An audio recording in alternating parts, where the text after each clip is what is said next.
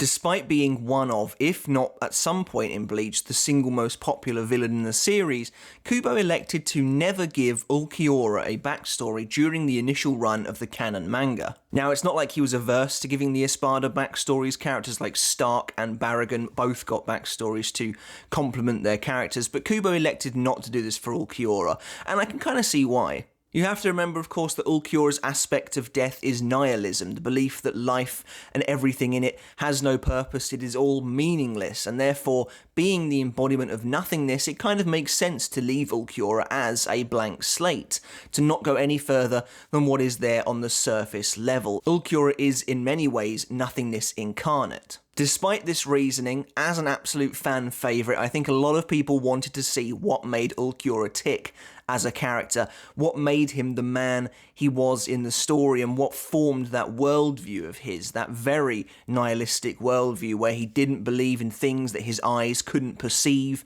and aside from that, nothing else in the world was real or had any meaning. Luckily for fans then, Kubo clearly felt the same way, as he eventually created a chapter just for ULQUIORRA's backstory called Not B But B, which was only available in the third Bleach databook, Unmasked. Now, unfortunately, Unmasked was never officially translated into English, despite us having volumes 1 and 2 of the databooks. So that was a real big shame, but luckily fans have taken it upon themselves to translate it online, and we do have ULQUIORRA's backstory in full. So in this video, I want to go through ULQUIORRA's backstory, take you through it, and try and give my own interpretation as to what I think is going on here, because the backstory itself is more poetic than an actual narrative, say like Barragan's backstory, for instance, where it's very obvious what happens there.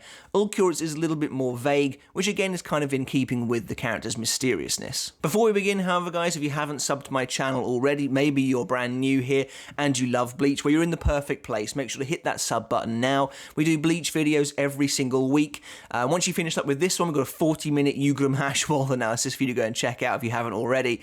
If you're brand new, you're in the right place. Make sure to hit the like button to keep the exposure for this video going. That would be really appreciated. And of course, the notification bell to stay up to date with everything I do. Become a part of the wider community by following me on Twitter, and don't forget to join our Discord as well, the link to which is in the description below. So Not B But B is a very interesting piece of writing from Kubo. It's very introspection heavy.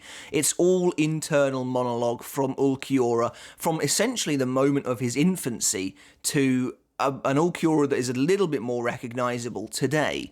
And I think a lot of people loved this because we got to see ULQUIORRA as his original Vasto Lord self before he became an Arrancar, which was really cool.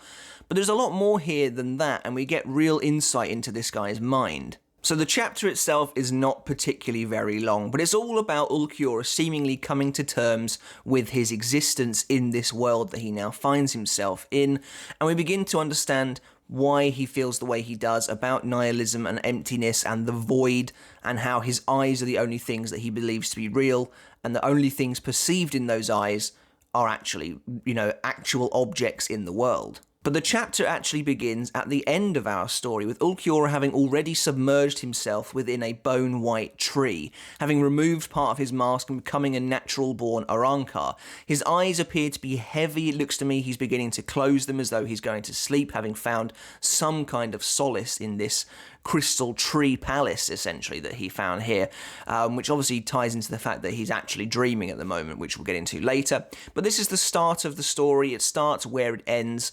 ULQUIORRA has buried himself at the base of these bone-white, prickly branches, and it's only here that he really feels anything, which I find to be kind of interesting. The chapter then starts properly, however, and we find out ULQUIORRA's actual origins. He notes that he was born at the bottom of a pit where no light could possibly shine. It is a dark pit of pure blackness, and we see him rising from it, where he believes there is nothing, because he was born in this place where he can see nothing, nothing is distinguishable, as though he was born at the kind of bottom of Earth itself, like deep beneath Hueco Mundo. He reveals to himself he doesn't necessarily know how he came about, but he wonders perhaps if he was pressed together by the darkness itself, which is quite a fascinating idea. Obviously, he came from somewhere. All hollows are, especially hollows of this kind of level, our spirits kind of pressed together, but Ulquiorra believes that he was sort of pressed together by the darkness. Ulquiorra is not alone, however, in being born underneath this black soil, as a lot of other creatures rise up with him, almost zombie-like from the earth. Now, Ulquiorra notes that all the rest of his comrades are all jet black, and he can't really perceive any of their individual features. Now, I assume this is an allegory to how he doesn't necessarily see them as physical beings. His eyes can't make them out outside of their black forms. That's all that matters to him, is that he has a white form, they have black forms. That's the only thing that kind of takes any kind of importance in his mind. That's all he can see. They look similar to Ulquiorra in terms of their silhouettes. They're all horned, winged beasts, which would imply to me that it's like a pit of Vasto Lords almost, which is actually a pretty cool idea. And Ulquiorra notes that they seem to be eating something. I would assume they're probably eating each other, some kind of cannibalism as they've just come out of the earth. But it's really kind of hard to say. They could be eating anything, really, in Hueco Mundo. But the main thing to note here is that Ulquiorra sees himself as being completely different from his brothers and sisters who were born at the same time as him. We then get a really cool look at Ulquiorra as he appeared before he became an Arrancar. And he does look awesome, to be honest. Like, he kind of looks like what you would imagine. He has the same helmet that he bears later on with both of his horns, but it actually covers his entire face. The only really recognisable aspect of this character is his eyes and the lines that run down his cheeks. He says to himself that the only thing he had were his eyes. Therefore, that is how he perceives the world. If he has nothing else, if he feels nothing, if he has no sense but sight, it makes sense then that the only thing Ulquiorra believes to be real is anything he can see. It's an interesting experience, actually. You have to assume he gains the rest of the senses, perhaps after finding the white tree later on, but currently in his natural-born state, he feels nothing but emptiness, apart from what he can see. So his entire existence currently is being guided by his eyes. However, Ulquiorra's comrades seem to notice him. They notice the difference in how he looks compared to them, and they mock him, and he leaves them looking pretty despondent about it to wander the deserts of Hueco Mundo alone. The whole chapter has an incredibly weird, melancholy feel to it, which obviously fits Ulquiorra perfectly. Like, Kubo nails this character in terms of tone and feeling. But Ulquiorra wanders alone. You see later on that he's wounded himself in the arm, probably to try and feel some kind of sensation, but he says he feels nothing, despite the blood running down his wrist. And he says, "I feel nothing, but rather perhaps what I feel is the void." It's here that we get properly acquainted with how Ulquiorra is currently existing. He then lays it out to us that he feels nothing, he senses nothing, tastes nothing, hears nothing, smells nothing. The things that are reflected in his eyes have no meaning. He walks alone, nothing means anything to him, and anything that isn't reflected in his eyes simply doesn't exist, because, like I said earlier, the eyes are currently the only thing actually functioning on Ulquiorra technically, so that's how he bases his entire worldview. Even if he can't feel anything, he can still see, but to him, because he has no feeling, because he has no sense, no emotion, nothingness, none of it has any meaning. It's here that Ulquiorra stumbles across the massive, dense, bone-white tree that he would eventually come to find solace in. And again, it's all very conceptual, but basically Ulquiorra doesn't understand necessarily why he has a kinship with this tree, but it's the first thing that his eyes have ever been captured by. He's captivated by this tree that stands white, alone, and with no real purpose necessarily, but is growing out of seemingly nothingness, and it gives him solace because it obviously reminds him very much of himself and his own beginnings. He obviously sees himself in the tree. He notes how it exists with no sound, it interacts with absolutely nothing, but it is still there, standing alone in the desert of Hueco Mundo, very similarly to Ulquiorra himself. I do think Ulquiorra does look really cool in this form. You get another great shot of him from behind looking up at the tree. You can see he has the massive black wings, he has a tail, he has the hollow hole with the slight kind of black ooze running down his chest, very reminiscent essentially of a combination of his first Resurrection and his Segunda Etapa. I think it's a really nice design. Seemingly in like a trance-like state, Ulquiorra presses himself into the tree without fear for what it'll do to himself, obviously because he believes he can't feel anything currently, and he pulls himself into the branches and they tear away at his mask, at his helmet that he's got on, and he says that he pulls himself into the void, essentially, and that there's nothing there inside this tree, but he does so anyway, and he rips himself apart, essentially, to get to the bottom of this thing, and he just lies there. Now, as ULQUIORRA himself puts it, the tree is representative of the void or emptiness, and in Buddhism, which a lot of Bleach is based around, this kind of has a correlation with perfect enlightenment, and for ULQUIORRA that nothingness is happiness.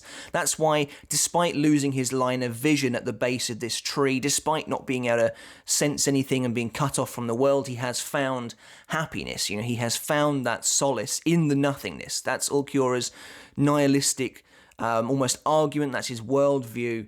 He has found enlightenment, essentially, at the base of this tree, where he really is one with just the nothingness around him. ULQUIORRA then wakes up in the present day and finds Orihime watching over him, and she basically says that she's relieved to find that he can actually go to sleep and it's not some kind of machine.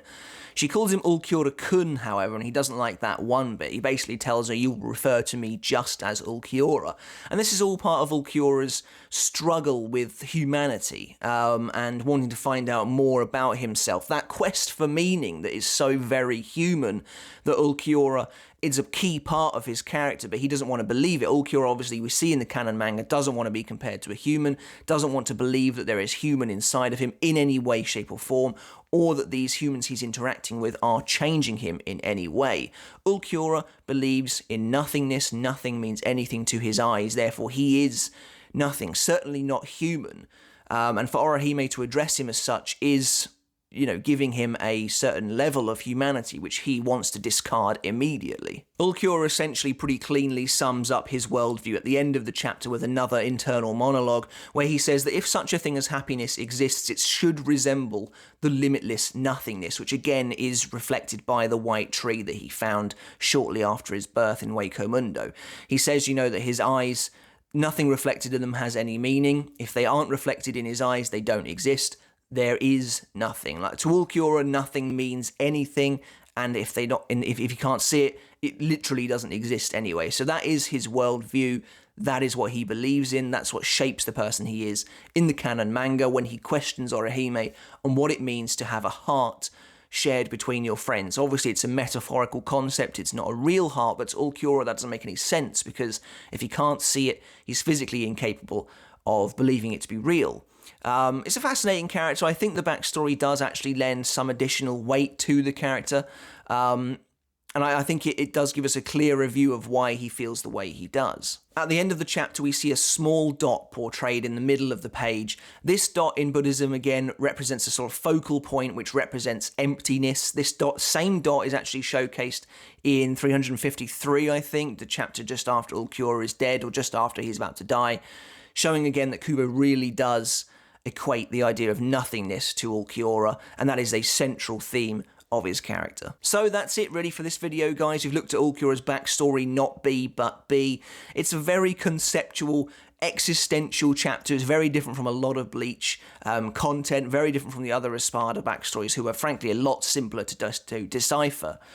But yeah, that's pretty much it on this video, guys. I hope you enjoyed it. I hope you found out something new about ULQUIORRA if you didn't already know that. But let me know in the comments below, guys, what you thought of ULQUIORRA's backstory. Did you like how it was portrayed by Kubo? Would you maybe have preferred a more kind of clear-cut backstory that had a bit more of a narrative to it?